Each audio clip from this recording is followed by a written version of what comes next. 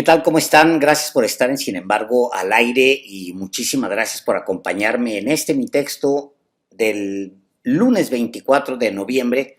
Gracias, de verdad, ya casi se fue el año. Bueno, mi texto se llama ¿Por qué tanta rabia y cómo va? Tiene razón mi compañera cuando se pregunta por qué tanto enojo en la derecha mexicana. Coincido con ella en que hay demasiado enojo, pero creo que ya cruzamos ese punto. Es rabia, mucha rabia. Nos sorprendimos cuando una mujer le gritaba indio, patas rajadas a Andrés Manuel López Obrador, pero estamos más allá de ese momento. La violencia verbal es el nuevo normal. Los opositores brincaron a la grosería y a los gestos más humillantes. Y lamento decir que esto se puede poner aún peor. Hay puntos de comparación de momentos parecidos donde los enojados están en la izquierda. A finales del 2006 y principios de 2007 había mucha ansiedad por el fraude electoral. Era mucho enojo, mucha indignación e incluso había depresión. Recuerdo esa nube gris sobre la capital mexicana donde yo radico. Sin embargo, nunca se llegó al punto de perder el estribo como pasa hoy. Millones se sentían agraviados, humillados, sobajados, traicionados porque habían creído en un sistema electoral presumido por supuestos árbitros neutrales hasta el hartazgo, en cientos, quizás miles de entrevistas en toda la prensa. Pero, como repetía AMLO, a pesar del agravio, nunca se rompió un vidrio. Dos episodios recientes, ambos curiosamente ocurridos frente a la puerta principal de la Suprema Corte, nos dicen en dónde estamos. En el primero, un panista amenaza con darle de puñetazos a un anciano que defiende una bandera. Todo queda en video. En el otro episodio, una manifestación termina mal cuando se disuelve en el aire los polvos del extintor y se puede leer lo que dejaron en la puerta del máximo tribunal. Puta judía. La pinta causó indignación, por supuesto, pero no en todos. Enrique Krause, quien es judío, intentó atribuirlo a la oposición, lo que debilita su condena al antisemitismo y hace más que explícita su renuncia a señalar lo que está mal si se trata de los suyos. Esa falta de autocrítica está muy extendida entre la gente como él y como los que se mueven en su entorno. Pero no condenar abiertamente el antisemitismo siendo judío, para no condenar a sus aliados, es un nuevo nivel para el que no tengo nombre. Ahora cualquiera puede justificar que una mujer le grite indio, patas rajadas a López Obrador. Ya es lo de menos.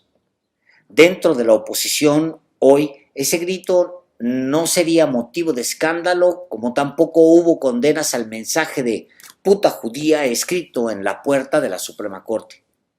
Y para el que quiera rebatirme la normalización de la violencia verbal en los núcleos opositores, tendré listos los últimos 5 mensajes de Alejandro Moreno, líder nacional del PRI en la red social X. En realidad nadie debatirá conmigo nada porque sobran los ejemplos. No creo que a alguien le interese negar que el machismo, clasismo y el racismo, así como el antisemitismo, son expresiones cada vez más toleradas y abiertas dentro del PRI, del PAN y entre los núcleos opositores de la academia, la prensa, la comunidad empresarial y entre las obras del PRD que todavía se visibilizan. Y la oposición está por dar un salto más. No basta con aumentar el contenido violento de sus proclamas. No basta con identificarse por escrito con las causas del fascismo, patria, familia, libertad. Ahora quieren en sus filas a los violentos. Ahora el PAN lanza llamados abiertos a que los fascistas se unan a sus filas. Eso es nuevo. Pregunta: ¿el PAN ya tiene un prospecto de candidato presidencial para el 2030? Y la pregunta viene de Elia Castillo, periodista del País, y se la hace a Jorge Romero, dirigente nacional panista. La entrevista se publicó apenas este sábado. Contesta: Maru Campos en Chihuahua, Lidia García en Guanajuato, Tere Jiménez en Aguascalientes, Mauricio Curi en Querétaro, a Ricardo Anaya lo conoce todo el país, ya fue candidato presidencial. Hay un gran exgobernador, Mauricio Vila. Si Margarita Zavala levantara la mano, pero súper absolutamente claro que sí. Tenemos perfiles de sobra y no nos cerramos a los externos, responde Romero. De los no panistas, ¿a quién considera? Le insiste la periodista. A Ricardo Salinas lo veo con perfecta claridad. Dice directo, de inmediato. Si él se anima, avanza y vemos que va creciendo en el ánimo, por supuesto que no lo descartamos. No descartamos a nadie. Romero le lanza una pelota de softball al dueño de Grupo Salinas para que nada más le pegue. Y poco antes, en entrevista también, el líder panista había revelado parte de su estrategia que se resume en una palabra: violencia. Dijo: nosotros en México ya estamos siendo conscientes de que estamos siendo una oposición con una persona enfrente que mide 2 metros con un bat. Lo que nos falta a la oposición literalmente es ya la violencia. Si es que alguien de la oposición la va a decidir, dijo. ¿Pero de qué hablas?, le interrumpió Azucena Oresti, titular del programa en el que era entrevistado. Lo que te quiero decir es esto, intentó corregir el líder del PAN. Pero ya no fue necesario corregir. La periodista no quiso que diera cuentas por el llamado a la violencia. La periodista en realidad quería referirse a la persona de enfrente, que mide 2 metros y carga un bat y que es claramente, según ellos, el gobierno federal y su partido Morena. ¿Quién es la persona?, preguntó Azucena Oresti. Y ya, pasaron a otra cosa. La campaña de la izquierda en 2006 cerró con esta frase: sonríe, vamos a ganar. La derecha de 2025 tiene muchos lemas anotados para el 2030. Uno de ellos, para vergüenza de Krause, son las 2 palabras escritas en la puerta de la Suprema Corte. Otro lema lo dictará Ricardo Salinas Pliego, hundido en el resentimiento y con una rabia de las que provocan espuma, porque le cobraron los impuestos que se niega, desde hace casi 2 décadas, a pagar. Cero oposición. En este país, las figuras de la oposición solían tener más estatura que los que estaban en el poder. Miguel de la Madrid se veía enano frente a Rosario Ibarra de Piedra o frente a Cuauhtémoc Cárdenas. Pocos podían pararse junto a Berto Castillo sin verse obligados a ver hacia arriba por la estatura moral del personaje. Vicente Fox se veía siempre como un payaso con suerte y de pie, digamos, ante el propio AMLO, era un enano de circo. Pero eso terminó. La oposición de hoy es un ridículo enano de circo, dicho con todo respeto para las personas de talla media. Durante el sexenio de López Obrador, la cabeza de la oposición fue Claudio X González, un junior con apenas logros, y Carlos Loret de Mola, un periodista derrotado por él mismo por sus propias prácticas poco éticas. Nadie puede negarle a ambos el arrojo de encabezar a la oposición en tiempos donde Marco Cortés, un patán de mala entraña y poca inteligencia, era el presidente nacional del PAN, o con un PRI sometido por un pandillero cuya principal habilidad es mover la navaja más rápido que el ojo humano. La entereza de la oposición era tal que no era necesario disfrazarse de jóvenes o exagerar los hechos o mentir deliberadamente para ganar adeptos. Todo lo contrario, intentaba la oposición verse responsable y comprometida. Grijalvo le publica en 2004 a López Obrador su libro Un proyecto alternativo de nación hacia un cambio verdadero, 2 años antes de las elecciones presidenciales del 2006 y 14 años antes de que el tabasqueño asumiera como presidente de México.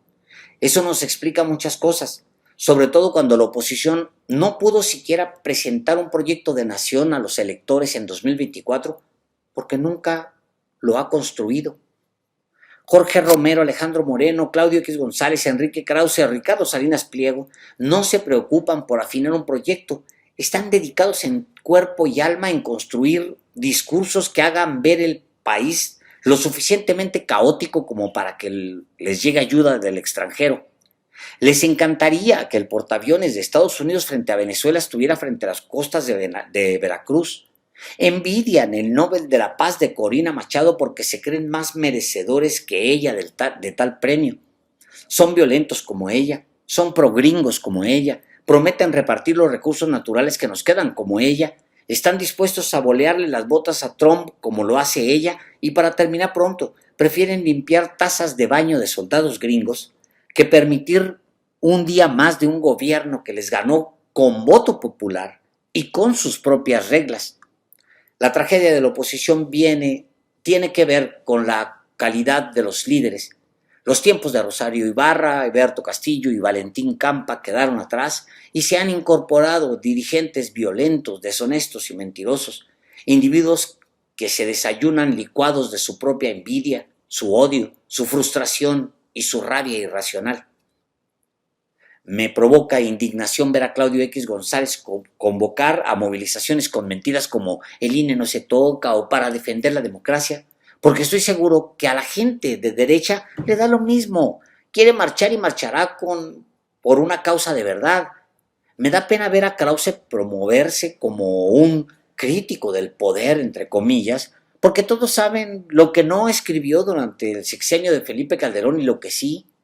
De Jorge Romero y de Alejandro Moreno tengo poco que decir porque ellos se explican solos, pero en todo caso agregaría aquí a Jorge Álvarez Maínez, el opositor mediocre, ideal que dirige Movimiento Ciudadano, franquicia de Dante Delgado. Salinas Pliego, Krause y el PAN. Tampoco se necesita ser un genio para ver de qué se trata. Enrique Krause es el hilo que une a Ricardo Salinas Pliego y al PAN de Jorge Romero.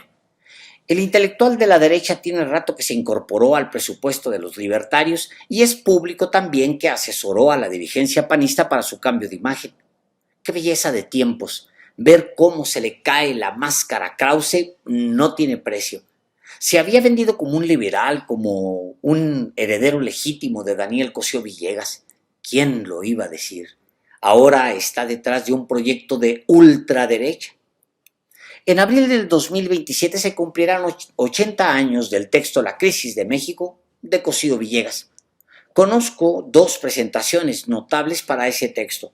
Una la hizo Krause y otra López Obrador. Qué belleza de tiempos, insisto.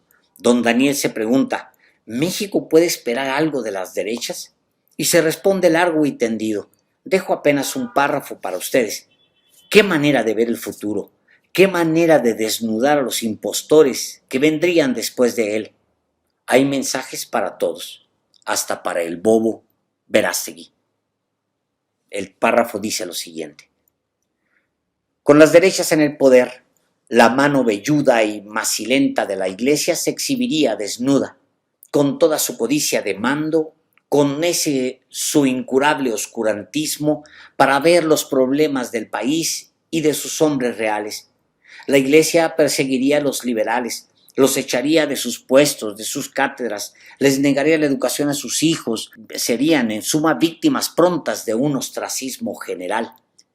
Y los liberales sentirían también en toda su fuerza la persecución desatada de una prensa intolerante, incomprensiva, servidora ciega y devota de los intereses más transitorios y mezquinos. Y el rico se exhibiría entonces ya sin tapujos, ostentoso, altanero, déspota, vetusto y cuajado de joyas y de pieles, como ya empiezan a aparecer en fotografías públicas. El liberal se sentiría sobrecogido, apocado primero, después lo inundaría la zozobra de quien no es dueño de su destino, para acabar de ser despreciado y perseguido. Y tendría que reaccionar, que reunirse con los suyos, que luchar en grupo como militante. Así acabaría por imponerse la tarea que hoy han abandonado, conducir al país juiciosamente por caminos más despejados y limpios, reconquistando antes el poder en una lucha sin duda azarosa y dura, pero en la cual se templaría su cuerpo y su espíritu. Teóricamente, esa solución tendría hasta las ventajas de darle una lección moral política a Estados Unidos. a quien ha interesado tan poco el progreso sano y real del vecino y amigo, y tanto su sumisión callada y barata. Muchas gracias.